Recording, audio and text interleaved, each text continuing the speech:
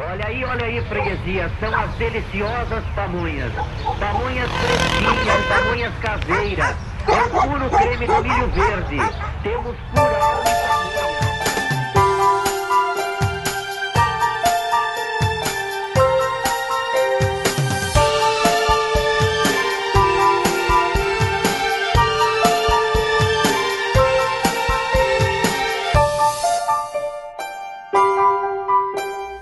Bom dia, gente.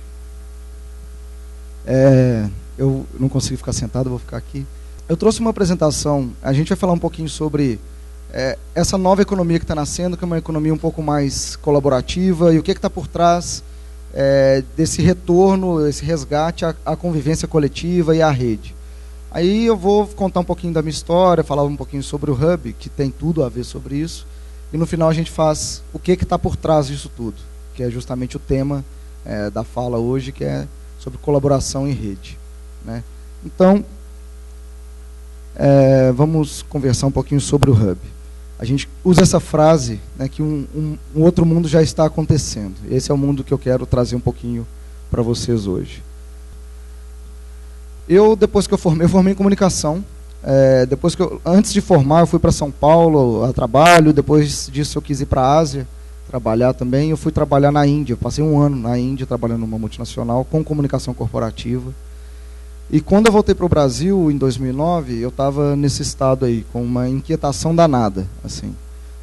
Tinha ido trabalhar numa consultoria em São Paulo, tinha voltado para trabalhar numa agência de publicidade aqui em BH, mas assim, não encontrava o meu lugar. E principalmente porque eu não conseguia fazer essa relação aqui funcionar de uma maneira mais equilibrada, né? Primeiro, quem que sou eu, quais são os meus talentos, o que eu gosto de fazer, né? O que o mundo precisa hoje, né? O que o mundo está pedindo, o que existe de demanda por aí, e quais são as soluções que eu posso oferecer para esse mundo. E duas amigas minhas, desde 2008, elas estavam fazendo essa pergunta também para elas mesmas. E elas começaram a fazer alguns eventos em BH para discutir isso, né? Eu, minhas paixões, meus talentos, as necessidades do mundo. E o que elas viam é que as pessoas ficavam super excitadas, assim, super animadas, tipo, nossa, eu tenho que fazer alguma coisa diferente, tenho que sair do meu emprego ou procurar outro trabalho, tenho que revolucionar o que eu faço hoje da minha vida. Mas dava 2 semanas, a rotina engolia essa empolgação toda, e elas voltavam para os seus trabalhos, voltavam para suas casas, e isso acabava. E aí, em 2009, elas me chamaram, quando eu voltei para cá. Essa era uma frase que a gente sempre usava, assim, onde cruzam meus talentos e paixões com as necessidades do mundo, lá está meu caminho. Uma frase de Aristóteles, aí, que hoje a gente leva muito como tema. E quando elas me procuraram, falaram assim, meu apelido é Gabiru, todo mundo me conhece como Gabiru, então é bom até já falar de uma vez. Mas, Gabiru, a gente tem feito esses eventos e tem visto que isso acontece, e a gente queria criar alguma coisa que desse condição para que essa energia não se dissipasse tão rápido, que as pessoas tivessem condição de levar isso adiante e realmente concretizar, realizar essa inquietação. E aí a gente criou a Virtu. Primeira coisa, como bom publicitário, né, a primeira coisa que eu tive foi o nome e o logo, sem saber o que a gente ia fazer com isso. Então, Virtu é o radical de virtude em latim, que pode ser virtus ou virtui, e segundo Aristóteles também é a predisposição para fazer o bem. A gente falou, nossa, é isso, coisa bonita, né? Predisposição para fazer o bem. E era uma consultoria focada na área social e ambiental. E aí, evoluindo, né, sem saber o que fazer ainda, a gente foi tentar descobrir. Então, ainda nos nossos empregos, a gente tinha meta, toda semana a gente tinha que conversar, cada um com 3 pessoas. E papo de boteco ali. E basicamente a conversa era em volta dessas 4 perguntas. O que você faz hoje? O que você gostaria de fazer? Por que você não está fazendo isso? E caso a pessoa já estivesse fazendo aquilo que ela gostaria de fazer, como você poderia fazer mais e melhor? E com essas perguntas, a gente conversou durante, sei lá, uns 6, 7 meses com mais de 300 pessoas. Começamos com os nossos amigos, aí cada conversa a gente falava, tem alguém que você gostaria de me apresentar para eu ter essa conversa também? E foi expandindo, e foi expandindo, e foi expandindo. Depois de umas 300 conversas, a gente chegou à conclusão de 4 coisas que as pessoas precisavam para levar as ideias, os projetos, os sonhos que elas tinham adiante. A primeira era um plano. maioria delas tinha uma ideia assim, lá no céu. Eu queria trabalhar com criança, mas não sei como, se era abrindo uma creche, abrindo uma ONG, ou criando uma escola, não sei. Então, como trazer isso para a terra e dessa ideia gerar um plano mesmo, um plano viável. A segunda, outras pessoas, né? Eu tenho essa ideia, mas assim, não sei se alguém confia nisso também, não conheço tanta gente assim, para quem apresentar isso, não sei por onde começar e tal. Em terceiro, recursos. E recurso não é só dinheiro, o dinheiro é bem importante, mas não só o dinheiro, mas todos os recursos necessários para levar aquela ideia dela adiante, ter acesso a esses recursos.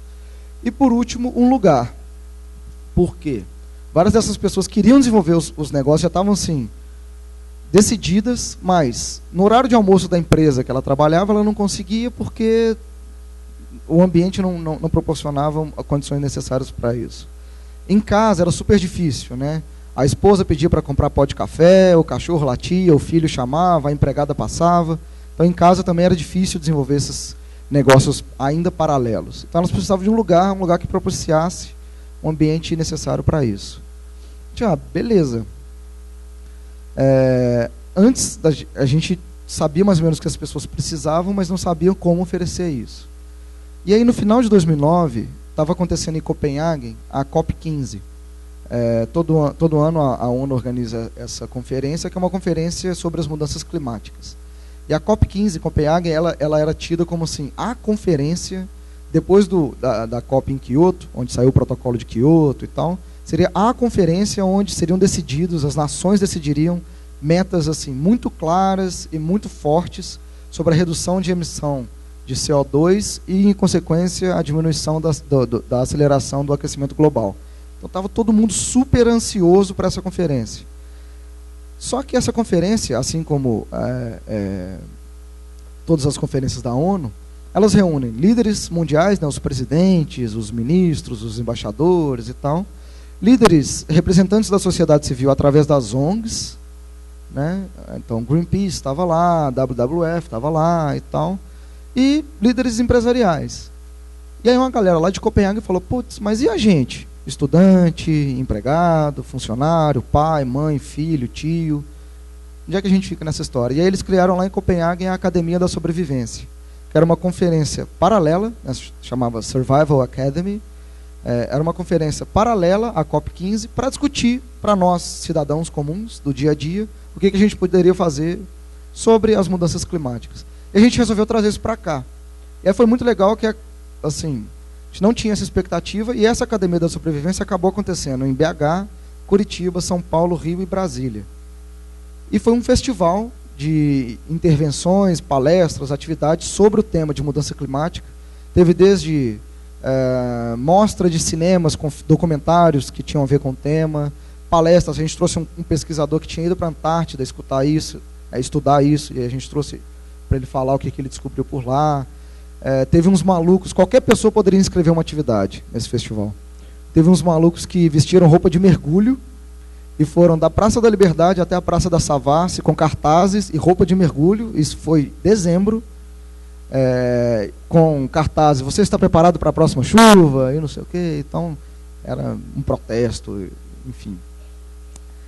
E nessa Academia da Sobrevivência, um amigo nosso, o Shima, que é de São Paulo, e ele veio para participar de algumas atividades aqui, ele falou com a gente, pessoal, estou vendo vocês com a Virtu aí, o que vocês estão fazendo.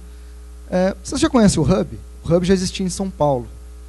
E eu conheci o Hub porque eu morei em São Paulo em 2005 a 2007, o Hub surgiu em São Paulo em 2006.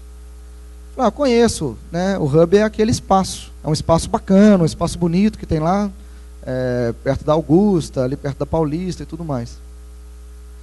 Aí ele, não, o Hub não é só um espaço, acho que vocês deveriam lá investigar um pouquinho melhor sobre isso. E aí, no início de 2010, Virgínia e Elisa, minhas sócias hoje, foram para São Paulo conhecer a fundo o que era o Hub. Quando elas voltaram, e mulher, você sabe como é que é, né? Somos 3 sócios, eu de homem e 2 mulheres. Me convenceram que a gente tinha que abrir o Hub. E essa foi a história que em 2010 a gente decidiu que a gente deveria trazer o Hub para BH. Né? Então, que raio que é o Hub? Então, eu estou falando aqui um tantão. Vamos falar um pouquinho sobre o que ele é. Então, primeiro, ele parte de uma preposição de que não faltam boas ideias. O que a gente oferece é uma condição, é um suporte para que essas ideias se realizem. E eu vou passar na prática como que isso acontece. Mas essas 3 palavrinhas aqui são os valores que o Hub segue no mundo inteiro. Então, coragem, para levantar a mão quando se pergunta, quando tem uma boa ideia. Não, mas coragem para dar o salto, coragem para empreender e coragem para fazer as coisas de uma maneira diferente, né? A segunda, colaboração. Então, é largar a cultura que a gente foi ensinado a ter, que é a cultura da escassez, que vem da Revolução Industrial, né? Que as riquezas têm que ser guardadas, aquilo. E Minas, quem aqui é mineiro sabe muito bem. Eu sou mineiro, então eu posso falar, sou daqui de BH também. Nós, mineiros, temos um problema sério com riqueza, que vem desde a colônia, né, que a gente tinha a gaveta lá para esconder a prataria da casa, para esconder a comida quando chegava a visita, né? Quem aqui tem um amigo muito rico sabe que esse cara, provavelmente ele tem vergonha, ou durante a infância inteira ele teve vergonha de falar que a família dele era muito rica, né, ou que ele tinha muito dinheiro. Nós temos um problema sério com dinheiro, né? E isso gera o quê? Que a gente guarde nossas riquezas e que a gente não colabore muito. O mineiro é um cara fechado, né? Tudo acontece dentro da casa, na cozinha e tal, ali, na família, no contato. Então a gente quer quebrar um pouquinho isso e abrir, né? A gente acha que a nova geração já está mais aberta a isso também. E a colaboração, é fazer as coisas juntos, fazer as coisas de uma maneira mais em rede, mais coletiva. E imaginação, para ver as coisas não como são, mas como elas poderiam ser, né? Não é como elas deveriam ser, porque a gente não acredita nisso, que as coisas devem ser de um jeito, mas como elas poderiam. E essa é uma frase aqui que não é nossa, é de uma escola de design de serviços em São Paulo, mas a gente adotou, que é muito legal, que essa é a nova tendência, né? Compartilhar é maior do que possuir, e o desejo de ter acesso a alguma coisa supera aquele de ser simplesmente dono. Então, esse é o novo mundo que está acontecendo, e eu vou provar para vocês que ele já está acontecendo. Então tá, uma equação simples que explica o que o Hub faz. As ideias, eu já falei que a gente acha que elas estão aí, elas já existem. O que a gente faz é criar uma estrutura para auxiliar que essas ideias se tornem um impacto sustentável. Então, primeiro são espaços inspiradores. O Hub no mundo inteiro constrói espaços físicos, né? A gente acha que redes sociais são muito legais, as redes sociais virtuais, mas as redes sociais físicas são mais legais ainda, né? Estar aqui, olhar no olho, trocar, no físico, no presencial, acontece de uma maneira muito mais relevante. Uma comunidade vibrante. Então, quem são as pessoas, né? Que tipo de pessoas a gente precisa ter em volta da gente para levar essas ideias adiante? E conteúdo significativo. Qual que é o conhecimento? O que a gente precisa saber? O que a gente precisa aprender para levar isso adiante? Então vamos dar exemplo de cada coisa, que fica mais fácil. Então, sobre o espaço. Qual que é a infraestrutura que a gente precisa para realizar essas ideias? Esse aqui é o Hub, é o primeiro Hub que nasceu. O Hub nasceu em Londres. Devia ter falado isso antes. Hub é uma palavra do inglês. Não existe uma tradução literal para o português, mas seria algo como um conector. A tradução seria onde se concentram as coisas, o Hub. Então, quem aqui é bom de informática sabe que o Hub era um aparelhinho, que hoje nem é usado tanto mais, mas era um aparelhinho que conectava todos os computadores e formava uma rede de computadores, né? O Hub da família mineira é a cozinha, e a cozinha da avó, né? Que é onde todo mundo se reúne no domingo, e as pessoas, os titios, as titias trocam tudo, e trocam fofocas e tudo mais. Então, esse é o significado de Hub. Esse é o Hub em Islington, em Londres, foi o primeiro que surgiu. É um bairro bem riponga, cheio de artistas e tal. Esse é o segundo Hub de Londres, é o Hub King's Cross, o espaço do Hub King's Cross. Esse é o Hub em Viena. Então, esse aqui está preparado para um espaço de eventos e tudo mais. Esse é o espaço do Hub em Amsterdã. Esse do Hub em Madrid. Esse é o encontro de sócios do Hub no mundo inteiro. Então a gente se encontra 2 vezes ao ano. E esse é o Hub aqui em BH. Fica ali no Funcionários, depois quem quiser tomar um café com a gente. Então, o que é o espaço? O espaço é um espaço de trabalho. Então esse aqui é o espaço de trabalho, estão as mesas aqui. Um espaço de coworking, é uma palavra que está ficando cada vez mais conhecida, que é bom. né? Onde, ao invés de cada um ter um escritório e cada um ficar na sua bolha, não, todo mundo trabalha num ambiente criativo, juntos, numa mesa coletiva, então você nunca sabe quem é que vai sentar do seu lado. Isso que faz que o espaço torne muito interessante as conexões, né? Porque às vezes eu estou trabalhando num projeto de desenvolvimento de um fundo de investimento em tecnologias verdes. Esse é um cara que está dentro do Hub BH, por exemplo. E às vezes senta um rasta... E esse cara, ele usa terno, né? Que ele trabalha com mercado financeiro e tal. E às vezes chega um cara de sandalinha de dedo, né? de couro, rastafari, senta do lado dele, e esse cara está fazendo uma ecovila na Serra do Cipó. E talvez os dois tenham o que conversar.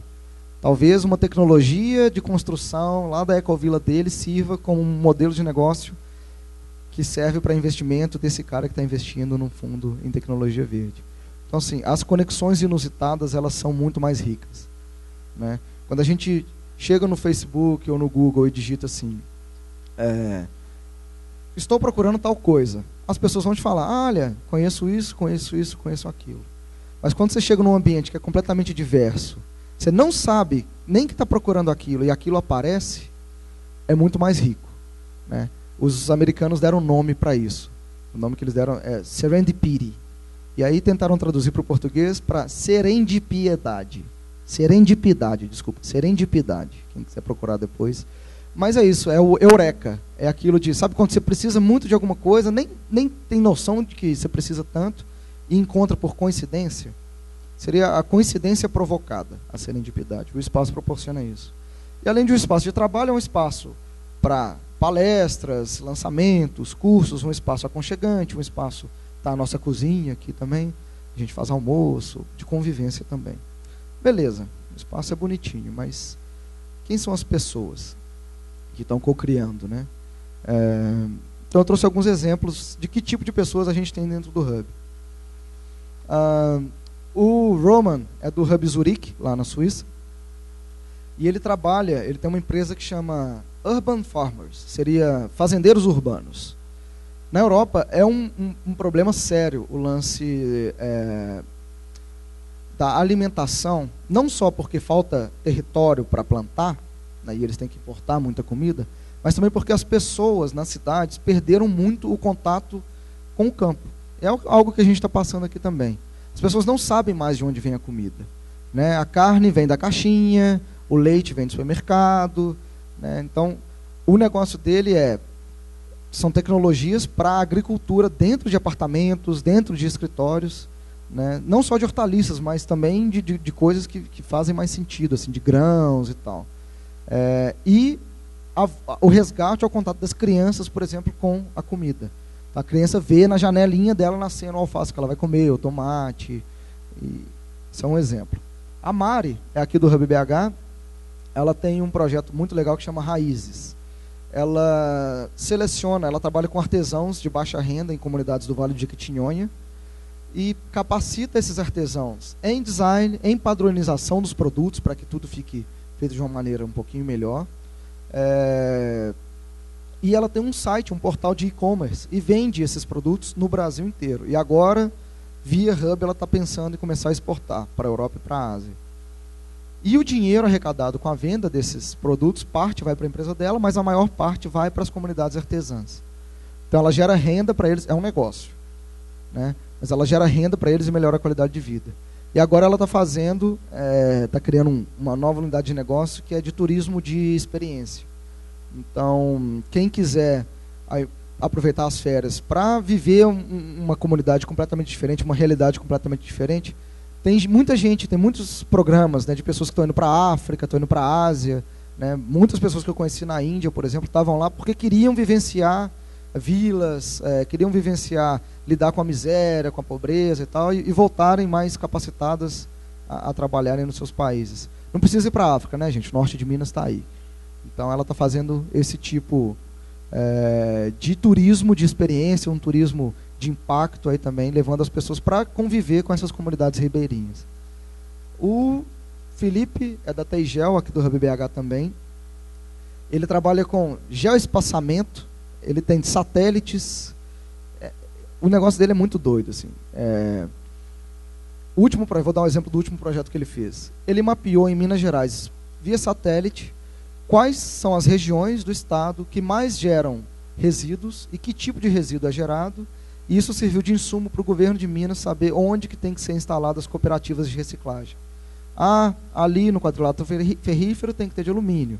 Ali no sul tem que ter de eletrônicos. No norte tem que ter de plástico. Né? Na zona da mata tem que ter de vidro. E isso serve. Então, ele consegue, por exemplo, vão construir uma hidrelétrica nova, pelo satélite ele consegue identificar que tipo de árvores e de espécies que tem ali. Se tiver alguma em extinção, aquele projeto vai ser vetado ou vai ter que ser alterado, e ele consegue fazer isso via satélite. Então é uma coisa assim, rocket science total. E a Carol, do Hub São Paulo,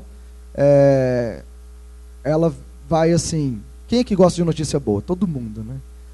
Ela tem um portal de notícia que chama As Boas Novas, asboasnovas.com, se eu não me engano. Entrem todos os dias, faz muito bem. É um portal de notícia, notícia mesmo. Só que só tem notícia boa. Só notícia boa. Inventaram a cura para tal doença. Né? Crianças não sei onde criam não sei o quê. Economia da Grécia começa a crescer novamente. Então são só notícias boas. Só que ela não trabalha só com esse portal, ela também trabalha nas empresas com comunicação não violenta, ensinando as empresas a fazer uma comunicação mais positiva e mais próxima ao seu público. Então são 5.000 hoje. Né? Essa é a nossa rede no mundo hoje. Então, BH está aqui. No Brasil hoje a gente tem em São Paulo e em Curitiba. Tem um pessoal no Rio começando. Acabou de surgir um aqui em Bogotá, que não está aqui ainda. Mas hoje nós somos 5.000 pessoas compartilhando ideias como essa e fazendo com que essas ideias aconteçam de uma maneira colaborativa. Como que é essa colaboração? A Mariana, por exemplo, quem faz o site dela e controla o portal dela, é um programador que está no Hub em São Paulo. Né? O Felipe, quem consegue projetos para ele, é um ambientalista que trabalha no governo e faz parte do Hub também. Então, através dessa diversidade, né, que você nunca sabe quem que pode fazer um bem danado para o seu negócio. Os negócios evoluem de uma maneira muito mais rápida. Deixa eu acelerar aqui para a gente abrir para coisa mais interessante.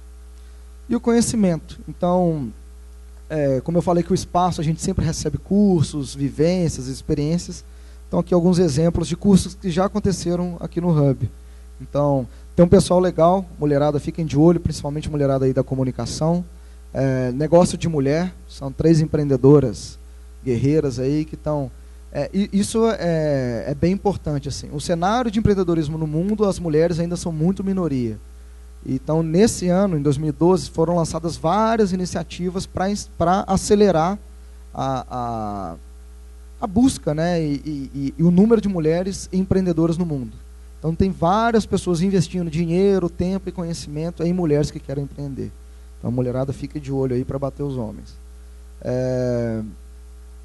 A gente realiza todo ano também esse evento que chama Startup Lab. A gente seleciona entre 8 e 16 empreendedores de negócios bem inovadores e que gerem soluções, né, para a nossa vida cotidiana.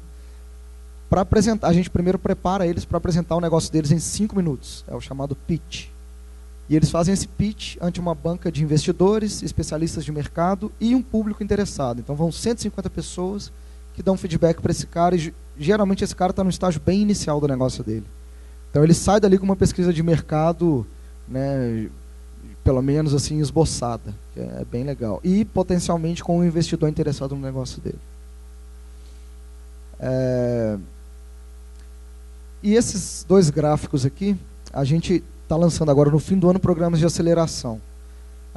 Onde a gente quer trabalhar, aqui está escrito intenção, ação e escala, que seria mais ou menos um fluxo aí de um negócio. A gente atua nessa área aqui, da intenção até a ação.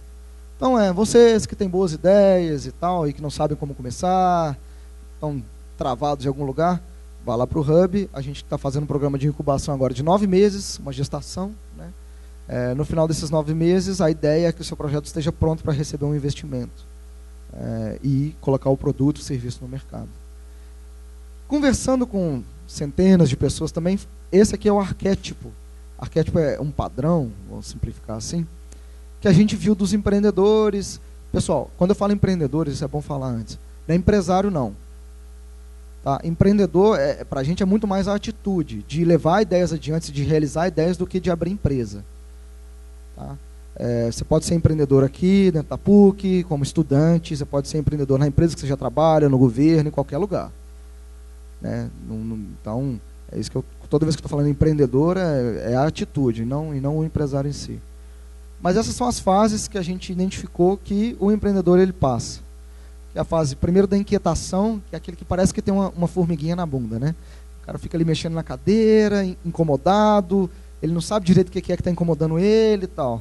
É a pessoa que mudou de emprego 3 vezes, 4 vezes, mudou de área não sei quantas vezes e continua, não estou tão feliz, assim, continua inquieta.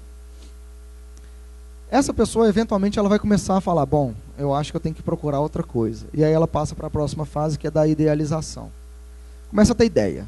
E se eu fizesse isso? E se eu fizesse aquilo? Começa a pesquisar e ler muito artigo. Até que uma hora ela se prende a uma ideia e começa a mobilizar outras pessoas e outros recursos. Então, ela começa a apresentar essa ideia dela para várias pessoas, até que ela tenha segurança de uma ideia e começa a mobilizar. Bom, acho que eu vou precisar de mais pessoas trabalhando nisso comigo.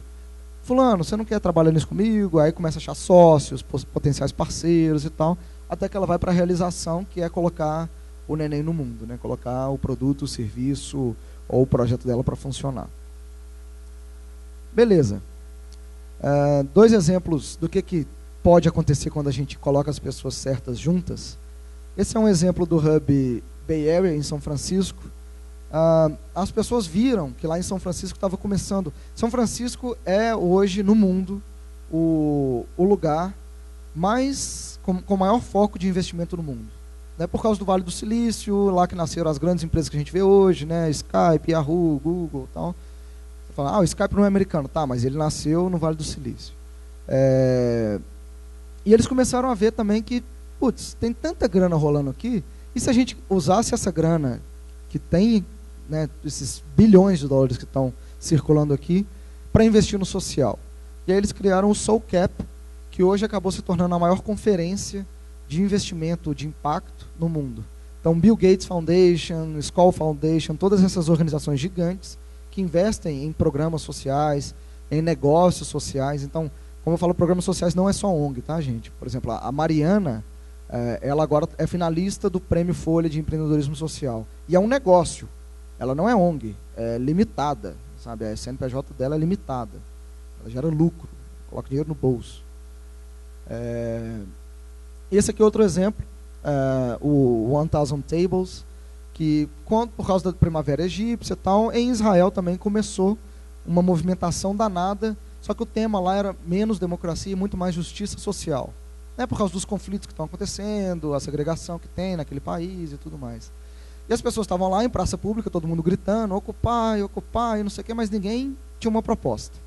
Né? É o que aconteceu nesses movimentos Occupy, a maioria deles. Né? O povo lá em Manhattan, sentado, fechando o mercado financeiro, mas o que vocês querem?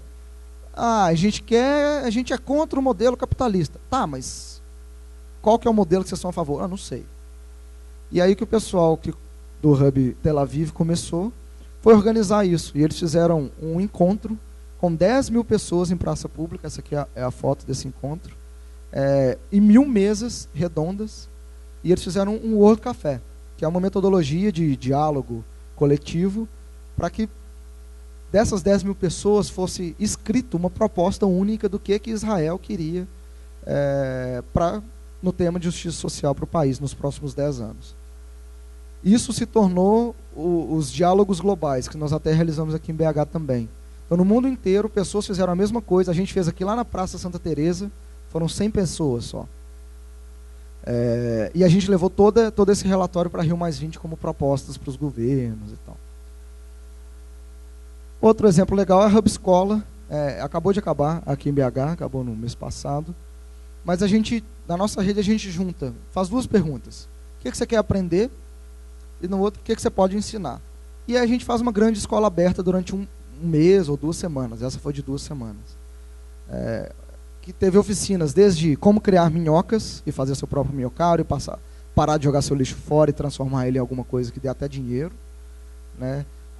Como fazer a comunicação não violenta, que é um tema bacana, gestão de marketing, o que mais que teve? Oficina de dança, oficina de canto, teve uma pancada de coisas. Mas muito bem, agora eu terminei o blá blá blá e vamos falar sobre o que está por trás do Hub. Vamos dar outros exemplos no mundo, assim. Então, essas duas palavras, ou esses dois termos, é o que está por trás disso tudo. Primeiro, a economia compartilhada. Eu vou explicar. E segundo, consumo colaborativo. Então, as pessoas estão mudando o jeito que elas consomem, que elas vivem o mundo. Eu estava falando até com a Michelle aqui da PUC TV, pessoal da geração Y, né, que são os nativos da internet, que já nasceram, já tinham internet, nasceram com o botão de compartilhar, já, né? Então, assim, tira foto, manda para todo mundo, né? Na nossa época, tirava foto, você tinha que revelar o filme se você quisesse dar a foto para alguém. Né? Faz um vídeo, coloca no YouTube, todo mundo vê, né? Fez alguma coisa, posta no Twitter, todo mundo fica sabendo, viu alguma notícia. Então, isso tem mudado como que as pessoas consomem tudo, não só informação. Então, vamos a alguns exemplos. Eu coloquei esse slide em branco justamente para lembrar que eu queria passar um vídeo. Esse vídeo demonstra bem isso que eu vou falar agora. Vamos lá. Nós acreditamos em um novo mundo. Um mundo no qual as pessoas procuram ter o que amam, não tudo o que precisam. Onde a posse é percebida pelas empresas como um modelo de oferta e não o único caminho de relacionamento com o cliente. Um mundo no qual compartilhar é maior do que possuir e o desejo de ter acesso a alguma coisa supera aquele de ser simplesmente dono. Nesse mundo, aquilo que não está servindo a alguém passa a servir ao próximo, e empresas e consumidores cocriam resultados e juntos redefinem padrões ao questionarem os atuais sistemas pouco eficientes e, já sabemos, destrutivos. É uma escolha imaginar que esse mundo não existe, que é utópico, um delírio sem sentido. Da mesma maneira que é uma escolha encarar os fatos e concluir que o mundo para o qual os modelos atuais de gestão foram projetados também não existe mais. Acreditamos que para navegar nesse novo mundo, precisaremos de novas lentes.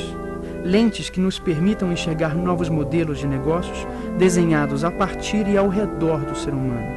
Lentes que nos permitam absorver novos pontos de vista que substituam a tradicional visão industrial pautada em produtos e que há muito já não representa as forças atuantes na economia, no Brasil e no mundo. Para nós, produtos não existem. O que costumamos chamar de produtos são avatares de serviços sendo prestados. Defendemos que todo e qualquer meio propagador de interações, seja ele um bem tangível, uma manifestação digital ou um processo, possui um serviço em sua essência. Afinal, se assim não fosse, para que serviria? Precisamos rebuscar a essência do servir, pois ela carrega o segredo para a construção de um novo mundo.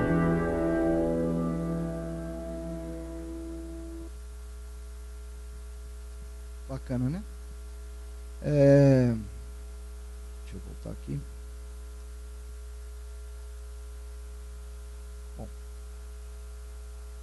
Então, aqui tem algumas palavras que demonstram o que é esse novo mundo. Algumas delas tenho certeza que vocês já conhecem. E o que é interessante é que parece que é tudo muito novo, mas na verdade é tudo muito velho. O que a gente está fazendo é um resgate com uma repaginação assim, do que talvez os nossos bisavós já faziam. Por exemplo, cocriação. Aí não é nem nossos bisavós. Hoje vocês vão, não sei se hoje, mas se começarem a prestar atenção em algumas empresas, vão ver que cada vez mais tem empresas falando nesse termo, usando esse termo, cocriação, né?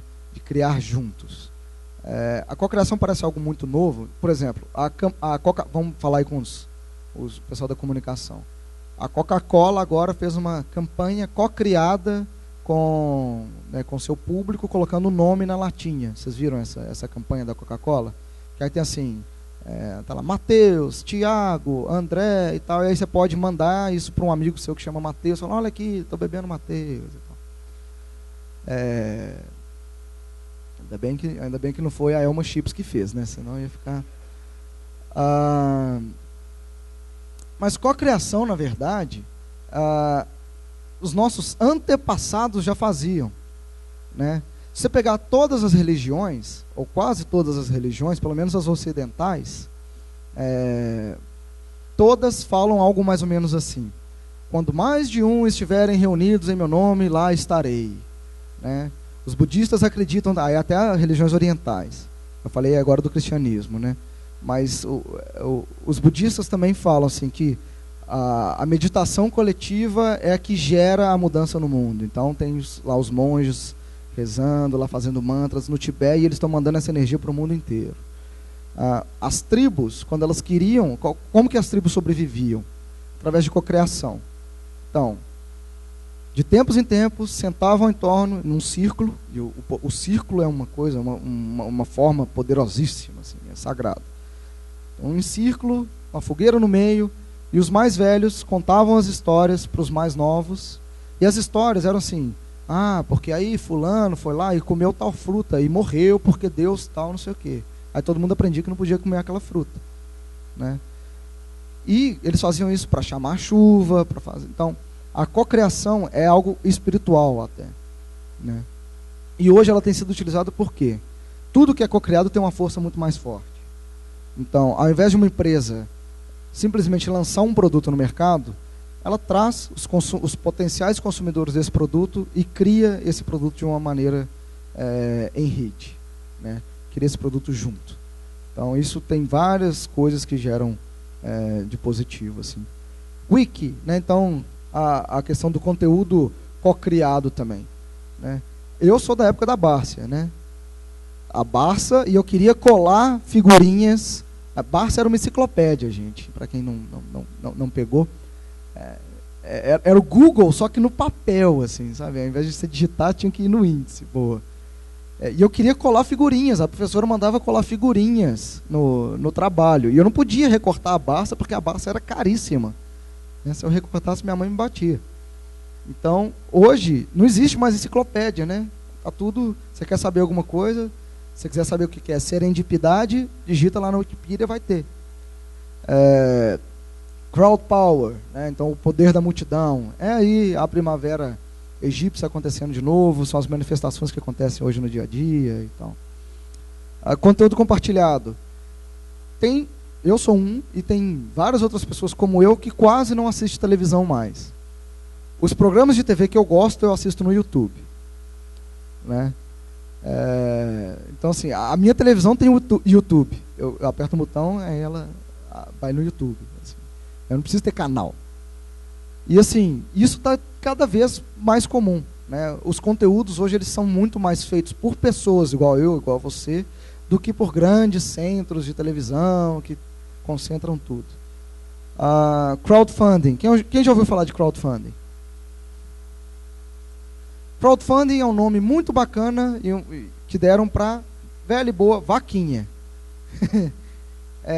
Eu tenho uma ideia bacana, tenho um projeto bacana e eu preciso de dinheiro para fazer isso. Você pode me dar R$10? Aí eu faço tal coisa para você. Você pode me dar R$50? Eu faço tal coisa para você. Dá R$100? Desculpa. Então tem várias plataformas de crowdfunding no mundo todo. Aqui no Brasil está explodindo também. E parece que a coisa pequena, eu tô sem, acho que eu estou sem acesso à internet aqui, senão eu ia mostrar algumas para vocês. Mas tem projetos em plataforma de crowdfunding que já ganharam mais de 1.500 milhões de dólares. Assim, o cara precisava de $10 mil para fazer um produto, uma ideia que ele teve. Sabe, tem pessoas que são muito assim. Eu tenho um amigo que é assim, ele fica em casa, tudo que ele vê, ele acha que poderia ser melhor. E se essa frigideira, ao invés de ter a borda assim, ela tivesse a borda de outro jeito. Então essas pessoas hoje têm acesso a fazer isso, a que isso aconteça. Tem uma empresa muito legal que chama Quirky. Quirky. Qualquer ideia, você pode rabiscar uma ideia no guardanapo, tirar uma foto, mandar para eles. Eles vão colocar essa ideia à votação. As ideias que forem votadas, tipo, eu gostei disso também, eu gostaria que isso existisse também.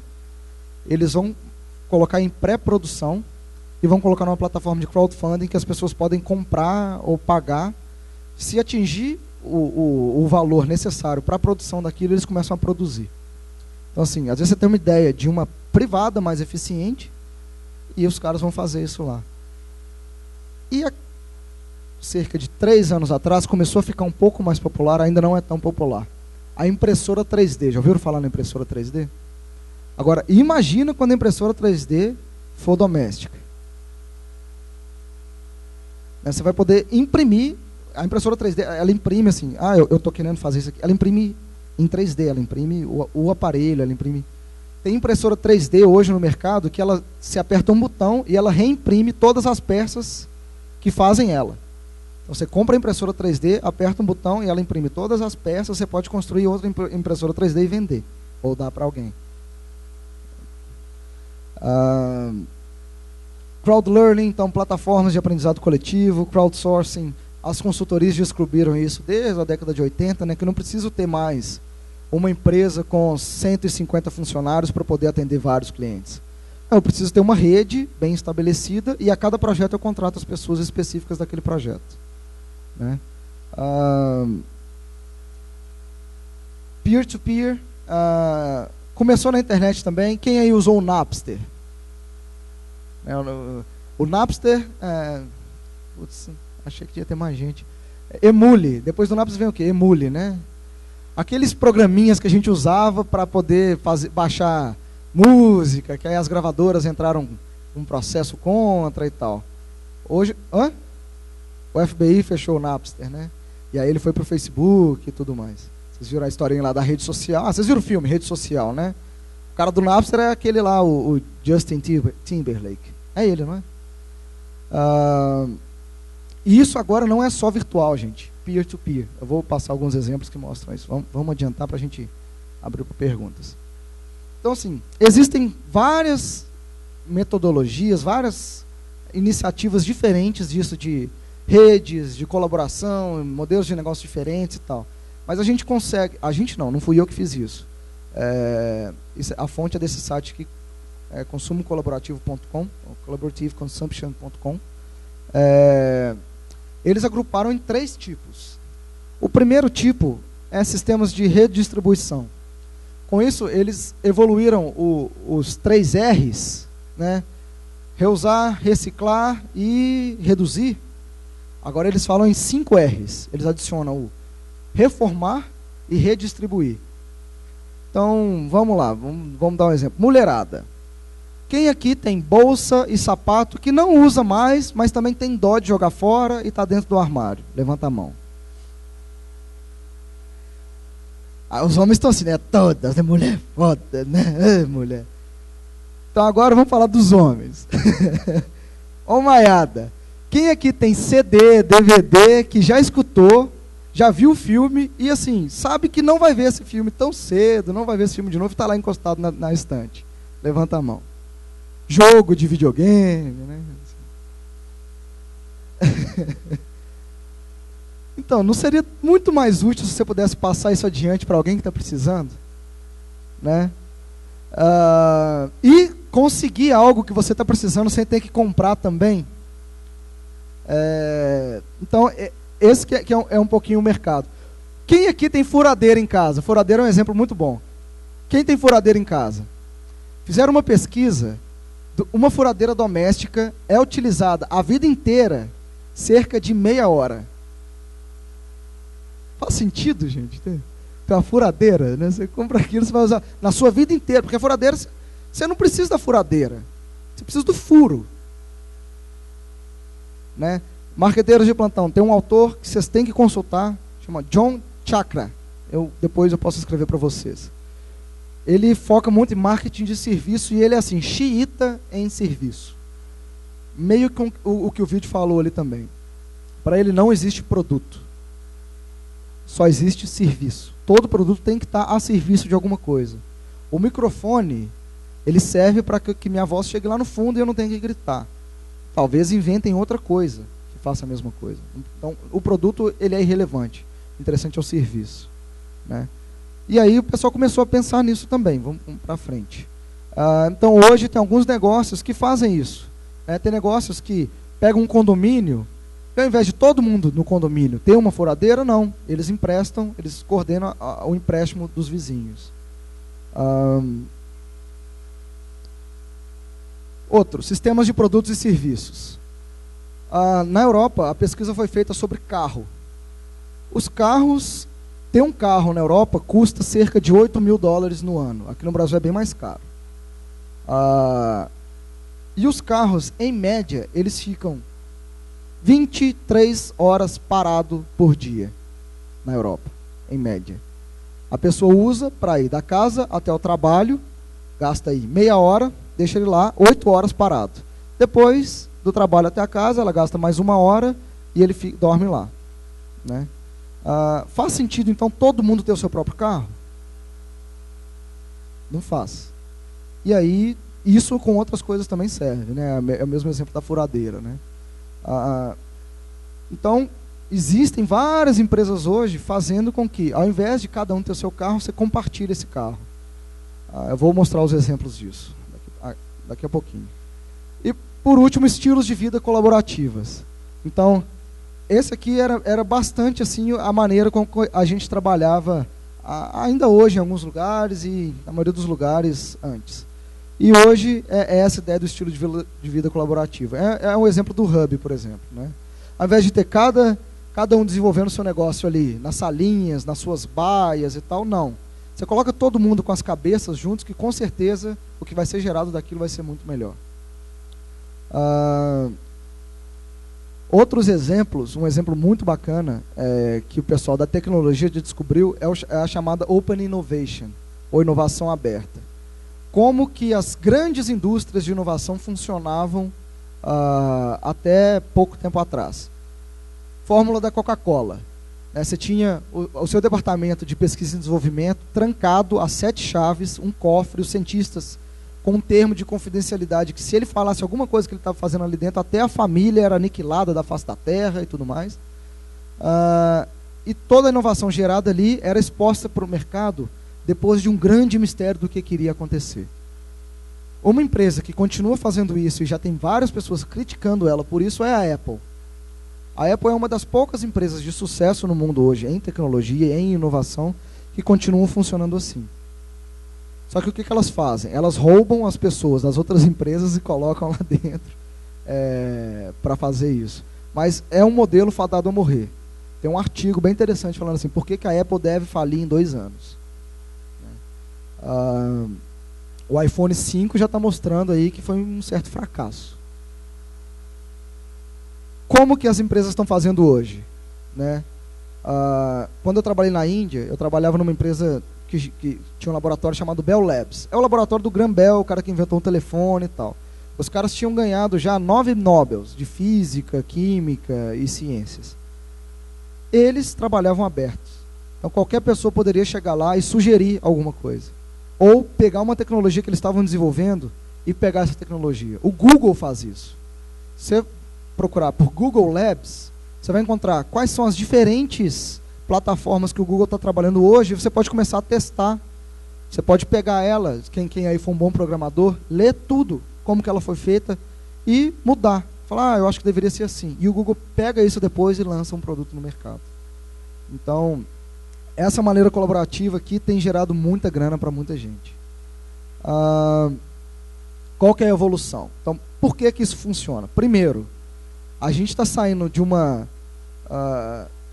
da valorização do crédito, o que valia era quanto que você tinha no banco e qual que era a sua condição de pagar o dinheiro que você pegasse, para a reputação, né? Um dos maiores sites de compra no mundo hoje é o Amazon.com, né?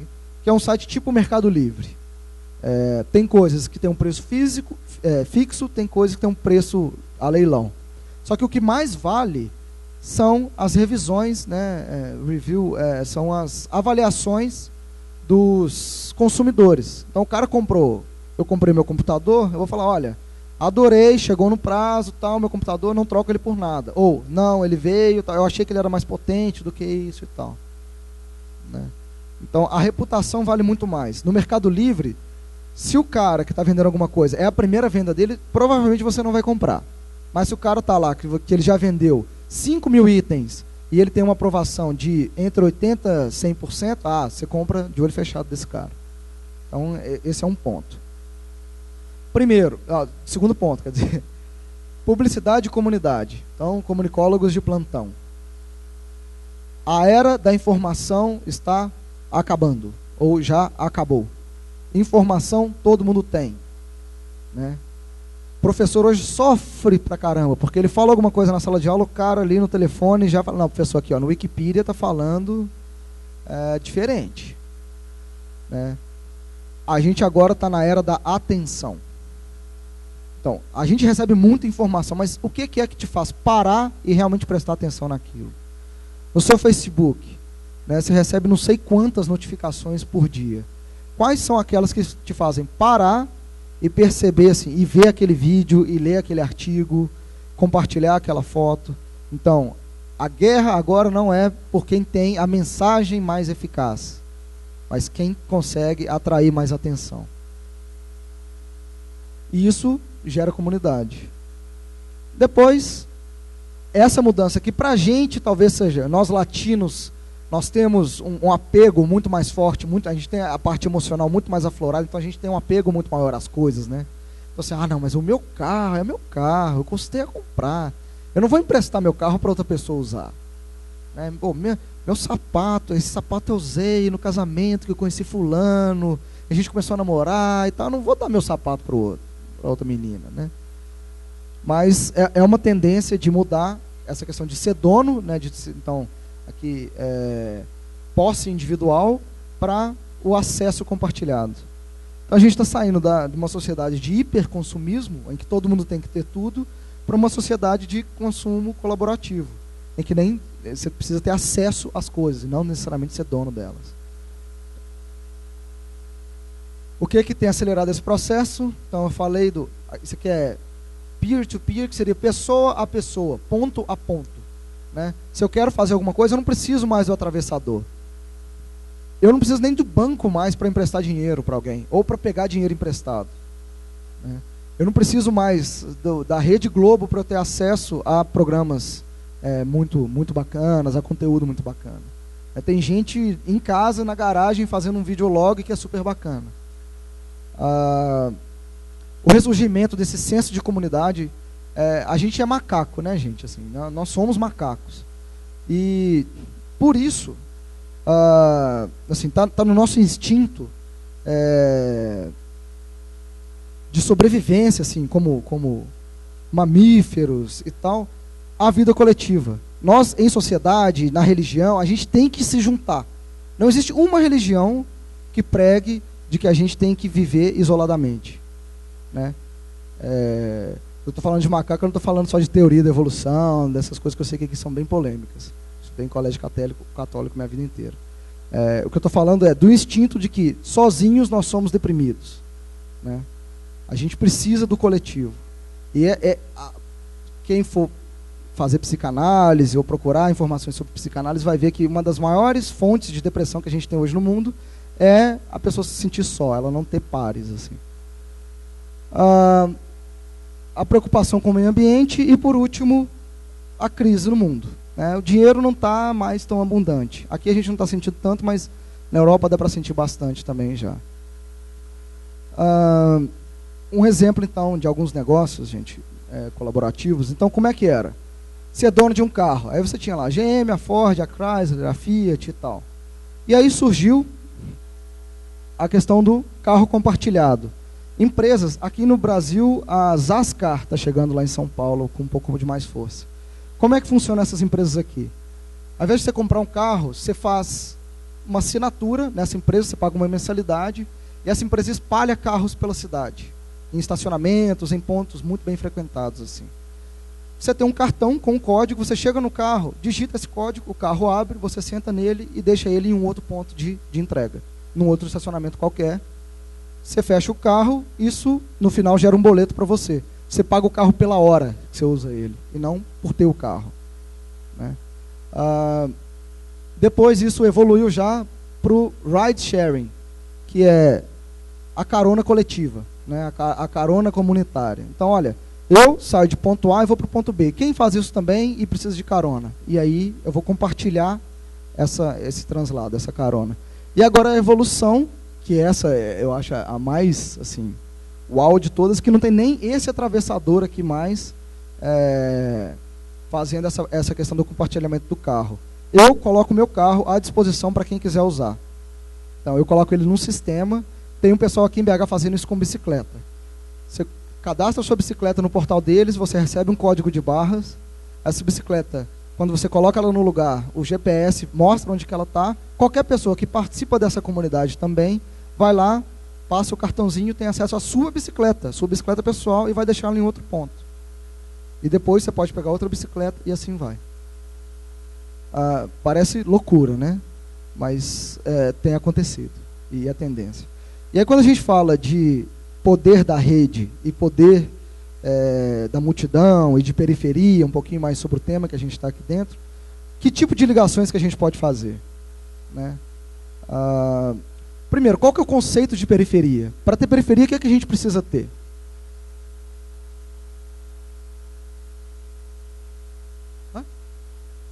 Uma empresa?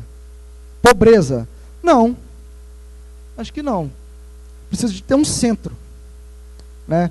Os bairros periféricos, Alphaville está na periferia, né? Os condomínios fechados de Nova Lima estão na periferia. De Nova Lima, inclusive, né? O centro de Nova Lima está lá. Mas para ter periferia, a gente precisa de um centro. O que é que essas coisas que eu estou falando aqui um tempão estão fazendo? Descentralizando. Então, quando esse movimento acontece, quem tem o poder do centro começa a ficar super preocupado, né? Eu fui à Fiat há 2 semanas para discutir isso. A Fiat está pensando, olha, eu sei que as pessoas não vão mais comprar carro. Eu sei disso. Sabe? Então, o que a Fiat tem que virar? Uma indústria. Gente, uma indústria do tamanho da Fiat está discutindo isso. Pra vocês terem ideia que é uma mudança sistêmica, veio para ficar, não são pontos isolados e está acontecendo já.